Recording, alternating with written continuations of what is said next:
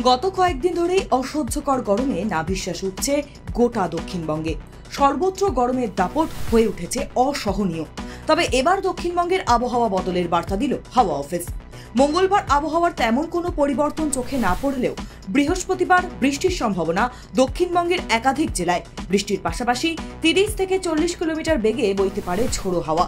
মঙ্গলবার কলকাতার সর্বোচ্চ তাপমাত্রা 35.4 ডিগ্রি সেলসিয়াস, সর্বনিম্ন তাপমাত্রা 29.2 ডিগ্রি সেলসিয়াস।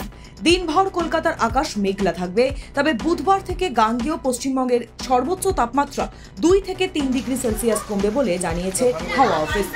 বুধবার শহর কলকাতার পাশাপাশি হাওড়া, হুগলি, 2 চব্বিশ পরগনা, বর্ধমান, নদিয়া, মুর্শিদাবাদ, বীরভূমের মতো জেলাগুলিতে ঝড় বৃষ্টি হবে, যার কারণে অসহ্যকর ভ্যাপসা গরমের হাত থেকে খানিকটা হলেও মিলতে পারে মুক্তি। অপরদিকে উত্তরবঙ্গের জেলাগুলিতে ইতিমধ্যেই ঢুকে পড়েছে বর্ষা। মঙ্গলবার উত্তরবঙ্গের প্রায় সব জেলাতেই কম বেশি বৃষ্টি হবে। আগামী 2 দিন উত্তরে দার্জিলিং, জলপাইগুড়ি, কালিম্পং, 2 দিনাজপুর, মালদা এবং কোচবিহারে জারি করা হয়েছে হলুদ সতর্কতা।